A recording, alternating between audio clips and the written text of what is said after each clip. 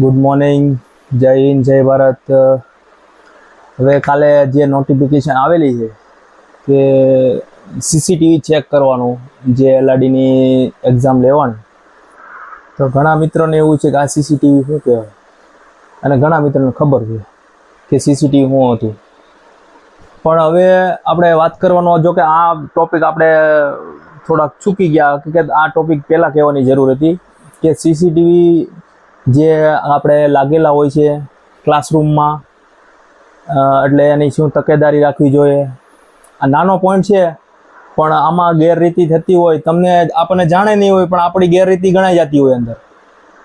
અને ગઈ વખતે સીસીટીવી ચેક કરવાની પેનલમાં આપણું નામ હતું, અને આપણે સીસીટીવી ચેક કરેલા હતા, અને કઈ રીતના ગેરરીતિ ગણાવે છે એવી થોડીક વિદ્યાર્થીમાં માર્ગદર્શન મળે તો ફરી વખત આવી ગેરરીતિ ન થાય, કે આપણે તકેદારી રાખીએ કે આપણે બાજુમાં કોઈ પણ આપણો કોઈ ઓળખીતો પર્સન આવવાનો જ નથી, બેન હોય કે ભાઈ હોય, તો એ આપણી સાથે વાત કરે છે, આપણે એની સાથે વાત કરીએ છીએ, તો પણ ઘણી વખત ગેરરીતિમાં ગણાઈ લેતા હોય છે.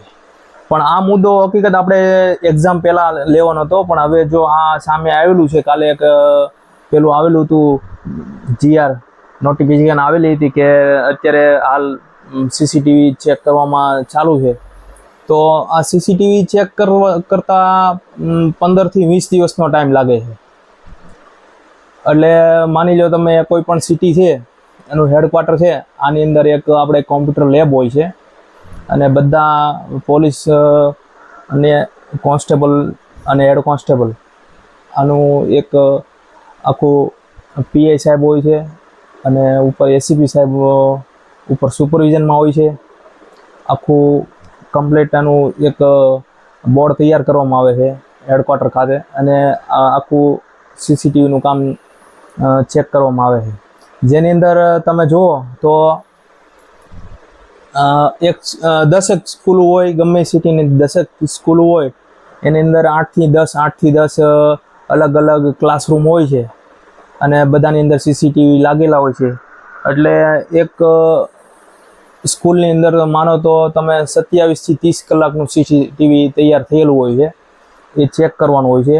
આવી 10 કે 12 કે 15 સ્કૂલ હોય તો એટલો સ્ટાફ બોલાવી અને આ સીસીટીવી ચેક કરવાનું કામગીરી હાથ ઉપર લેવામાં આવતી હોય છે.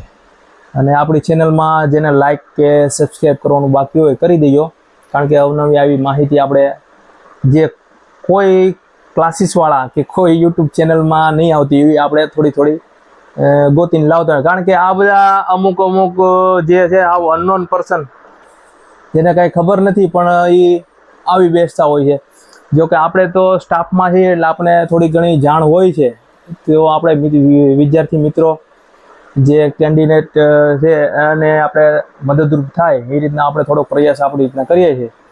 હવે જે હોશિયાર વિદ્યાર્થીઓ છે, જેણે પેપર આપેલું છે અને હોશિયાર વિદ્યાર્થીઓ છે, એને તો કોઈ ટેન્શન લેવાની વાત નથી, કારણ કે એ એના પેપરમાં મશગુલ હોય છે.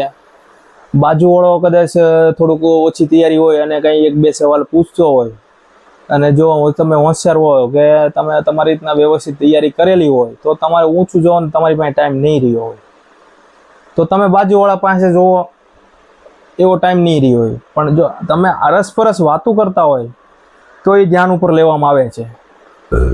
એક વખત હોય તો કોઈ ટેન્શન નથી, બીજી 2 થી 3 વખત, 4 વખત, 5 વખત, તો એનો ટાઈમ સાથે અને સેકન્ડ સાથે આખું એનો વિડીયોગ્રાફી કરવામાં આવે છે, અને તે ઉપર આપણે જમા કરવામાં આવે છે, અને એની ગેરરીતિનું રિપોર્ટ કરવામાં આવે છે. આ રીતના આખો સીસીટીવી ચેક થાય છે. એટલે ફરી વખત હવે તો જે થવાનું તો એ થઈ ગયું છે, પણ કદાચ ઘણા વિદ્યાર્થી મિત્રો આમાં ટેન્શનમાં આવી જાય, પણ ટેન્શન લેવાની વાત નથી. હવે તો જે થવાનું તમને આઈડિયા ન હોય. ઘણી વખત એવું બનતું હોય છે કે તમને આઈડિયા ન હોય, અને તમે કોઈની સાથે 2 થી 3 વખત બાજુમાં વાત કરેલી હોય તો તકલીફ પડે એવું થઈ જાય. પણ હવે તો જે થવાનું તો થઈ ગયું છે. પણ આ વિડીયો હકીકત આપણે પેપર પહેલાં થોડોક મૂક્યો હોત તો ઘણા મિત્રોને બહુ રેર પર્સનમાં આ પ્રશ્ન ઊભો થતો હોય છે. એટલે કોઈ ટેન્શન લેવા જેવી વાત નથી. કે અમે ગયા વર્ષે જ્યારે ચેક કરાવ્યું અમે 20 દિવસનો અમને અહીંયા હેડક્વાર્ટર ખાતે અમને બોલાવેલા હતા. અમારા મોબાઈલ બધું જમા લઈ લેતા હતા, બરાબર છે. અને કોઈ પણ સ્કૂલમાં કોઈ પણ થોડું બહુ કટ થતું હતું કોઈનું ફેસ પાછળની બેન્ચવાળાનું, તો ફરી વખત ત્યાંથી સીસીટીવી મગાવી અને વ્યવસ્થિત ચેક થાય છે. એટલે ઘણાને મગજમાં એવું હોય કે આ સીસીટીવી લગાડ્યા છે એ બંધ છે કે ચાલુ નહીં હોય, તો એ તમારી થોડીક માન્યતા ઊંધી છે, બરાબર. બાકી બધે સીસીટીવી કમ્પ્લીટ કામ કરતા હોય છે અને કમ્પ્લીટ એનું ચેકિંગ થાય છે. અને જે પોલીસ ભરતીમાં જ આ રીતનું છે અને પોલીસ ભરતીમાં વધારે તકેદારી રાખવામાં આવે છે. એટલે આ સીસીટીવી કમ્પ્લીટ ચેક થશે. એટલે હવે કોઈ આગળ કાર્યવાહી થાય, આગળ નવા અપડેટ ભરતીના આવશે, એ તમે 20 થી 25 દિવસ સુધી સીસીટીવી ચેક બધા નહીં થઈ જાય, બધા રિપોર્ટ ઉપર નહીં જતા રહે.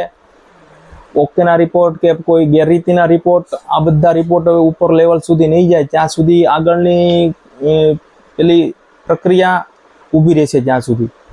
એટલે 20 થી 25 દિવસ સુધી બધું ઊભું રહેશે અને બધા સીસીટીવી ચેક થવાના શરૂ થઈ ગયા છે, બરાબર છે. અને બધી સ્કૂલોમાંથી બધું વ્યવસ્થિત પેકિંગ કરીને પેનડ્રાઈવમાં અને આપણે લેબમાં ખાતે મોકલી દેવામાં આવે અને કમ્પ્લીટ ત્યાં અત્યારે ચાલુ થઈ ગયું છે ચેક થવાનું, બરાબર છે. તો હવે ચિંતા કરવાનો કોઈ વિષય નથી, જે થવાનું તો થઈ ગયું છે. પણ ફરી વખત જે નવી ભરતીમાં આવવાના છે વિદ્યાર્થી મિત્રો, અને ઘણી કોમેન્ટ એવી બી હતી કે હવે સાહેબ ભરતી ક્યારે આવશે? તો ભરતી તો ભાઈ આવવાની જ છે. હમણાં એક જાહેરાત બી થયેલી છે, બરાબર છે. એનો એક આપણે વિડીયો અલગથી બનાવશું કે કઈ રીતના હવે આખી પેટર્ન છે, થોડુંક આપણે તપાસ કરી લઈશું, થોડો ટાઈમ નથી રહેતો. પણ હવે જે સીસીટીવીનો આપણે જે વાત કરી લીધી, પેપર ચાલુ હોય ત્યારે તમે ચાલુ થયા પહેલાં 10 મિનિટ પહેલાં આ સીસીટીવી ચાલુ થઈ જાય છે. તમે બાજુમાં આમ વાત કરતા હોય, બાજુવાળો તમારી સામે વાત કરતા હોય એટલે તમે ફોકસમાં આવી જાઓ, તમને ઝૂમ કરીને જોવામાં આવે પછી. અને આવું 2 થી 3 વખત 4 વખત તો તમારું ગેરરીતિમાં ઠેરવવા માટે કાફી છે. આટલું તમે ખાલી કર્યું હોય એટલે તમારું એ પ્રૂફ થઈ જાય છે. ગયા વર્ષે અમે 4 આવી રીતના રિપોર્ટ કરેલા હતા. ગયા વર્ષે અમે જ્યારે સીસીટીવી ચેક કરતા હતા ત્યારે 4 રિપોર્ટ કરેલા હતા, જે આજુબાજુમાં વારા એટલે 5 થી 6 વખત વાતો કરતા હોય સામે આ રીતનું ગેરરીતિ એ નજર ઉપર આવેલી હતી અને 4 થી 5 આપણે રિપોર્ટ ત્યારે મોકલાવેલા હતા. પણ હવે આગળ પ્રોસેસ તમે જુઓ તો હવે 20 દિવસ પછી ખબર પડશે, જાણ પર થશે. અને જે બી આમાં જેને તકલીફ થઈ હોય એનું ટોટલી બેઠક ક્રમાંક, એનો બ્લોક બધું આપણી પાસે આવેલું હોય છે. આખું સીટ જ આવેલી હોય છે કે કયો વિદ્યાર્થી ક્યાં બેઠો, એનું શું નામ છે, બધી આખી સીટ આવી જાય. એટલે એ આપણે કોઈ એવું તો નથી કે કોઈ ખબર નહીં પડે, પણ સીસીટીવીમાં બધી વસ્તુ ખબર પડે. કમ્પ્લીટ એની આખી પેટર્ન બનાવેલી હોય, બરાબર છે.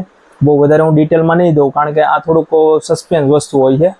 પણ હું તમને ખાલી ઉપર છેલ્લી માહિતી આપું છું કે સીસીટીવી કમ્પ્લીટ કામ કરે છે. કમ્પ્લીટ તમે કોણ છો બધું વસ્તુ દેખાય છે, તમારો બેઠક ક્રમાંક ઉપરથી તમારું નામ નીકળશે, તમારું એડ્રેસ નીકળશે, બધી વસ્તુ એની અંદર રહેશે. એટલે જેને ગેરરીતિ કરેલી છે ને એનું કમ્પ્લીટ સીટ નંબર સાથે ઉપર મોકલવામાં આવે છે અને એનું નામ, તમામ વસ્તુ ઉપર મોકલવામાં આવે છે અને તે વ્યક્તિને અહીંયા પ્રૂફ બતાવવામાં આવે છે. પછી ગેરરીતિમાં તમારે જ્યારે હાઈકોર્ટમાં પિટિશન થાય અને હાઈકોર્ટમાં તમારું જાય અને પછી હાઈકોર્ટ જે આખરી નિર્ણય આપે આ રીતની કાર્યવાહી થાય છે, બરાબર છે. એટલે હાઈકોર્ટમાં તમારું આ બધું પ્રૂફ મોકલવામાં આવે છે અને ત્યાંથી કોર્ટમાં નામદાર કોર્ટ જે હુકમ કરે આ રીતનું તમારું ગેરરીતિ તો જો ઠેરવવામાં આવે તો પછી તમને ભરતીમાંથી બાકાત કરવામાં આવી જાય. બાકી તો કોઈ ટેન્શન ન આવે, બરાબર છે. આ બી ઘણા બધા વિદ્યાર્થી મિત્રો આપણે એને એમ થાય છે કે સાહેબ બીવડાવવાની વાત કરે છે, પણ હકીકત વસ્તુ છે. એટલે થોડુંક એવું લાગ્યું કે એને થોડો ટાઈમ હતો, કીધું કે હાલો એક નજર દોરી દઈ. સીસીટીવીનો આ રીતની પ્રોસેસ રહે છે, બરાબર છે. ફરી વખત એક્ઝામ જે નવા મિત્રો છે, જેને તૈયારીમાં આ વખતે ઓછા માર્ક આવ્યા, ફરી વખત એક્ઝામ દેવાની હોય તો થોડીક આ ઉપર કાળજી રાખે અને થોડું ધ્યાન આપે. બરાબર. બાકી જય હિન્દ, જય ભારત.